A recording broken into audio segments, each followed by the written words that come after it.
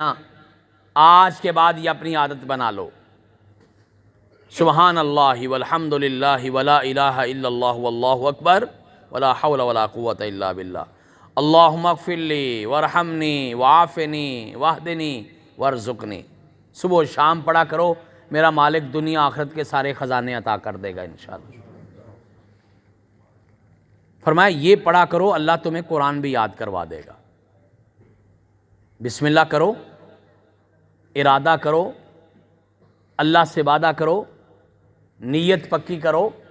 قرآن کی محفل میں آئے ہو نا، آج کا دوسرا کام جو میں آپ کی خدمت میں پیش کر رہا ہوں، پہلا کام کہا قرآن لکھنا ہے انشاءاللہ، دوسرا کام انشاءاللہ قرآن پاک یاد کرنا ہے جتنی اللہ نے توفیق دی۔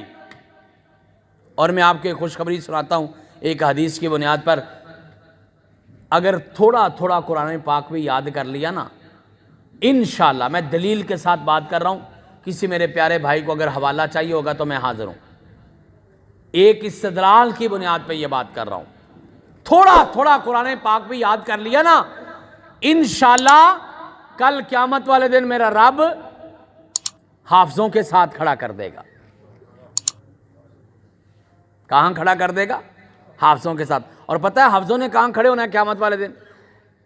الماہر بالقرآن مع السفرۃ الکرام بررا، قیامت والے دن قرآن پاک کا ماہر، قرآن پاک کا حافظ، قاری، قرآن پاک کا ترجمہ یاد کرنے والا، قرآن پاک کو سمجھنے والا، قرآن پاک کی تفہیم کرنے والا، قرآن پاک کی تشہیر کرنے والا، قرآن پاک کی تبلیغ کرنے والا، قرآن پاک کی تفسیر کرنے والا، قرآن پاک پڑھنے پڑھانے والا، مع السفرۃ الکرام بررا، انشاءاللہ وہ قیامت والے دن وہاں کھڑا ہوگا جہاں جبریل امین کھڑے ہوں گے، جہاں اللہ کے مقرب فرشتے کھڑے ہوں گے۔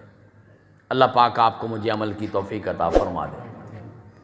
یہ قرآن پاک وہ کتاب ہے، آپ ایک تھوڑی سی بات یاد رکھیں، اگر اس مسجد کا نقشہ بنایا جائے نا، اس نقشے میں آپ کی تصویر بھی بنائی جائے یا میری تصویر بھی بنائی جائے، ساری مسجد کے مقابلے میں ایک نقطہ لگے گا، وہ نقطہ ظاہر کرے گا کہ یہ فلاں بندہ بیٹھا۔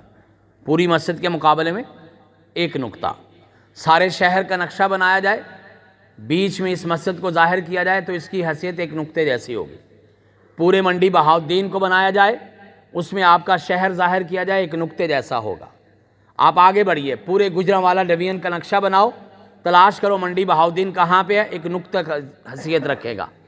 آگے بڑھو، پورے پنجاب کا نقشہ بناؤ، آگے بڑھو، پورے پاکستان کا نقشہ بناؤ، آگے بڑھو، پورے بر صغیر کا نقشہ بناؤ، چلتے چلتے چلتے ساری زمین کا نقشہ بناؤ، اور اس زمین میں اگر پاکستان کا نقشہ بناؤ گے، اس میں اس ہمارے ملک کا نقشہ بناؤ گے، ایک نقطے جتنی حیثیت ہوگی۔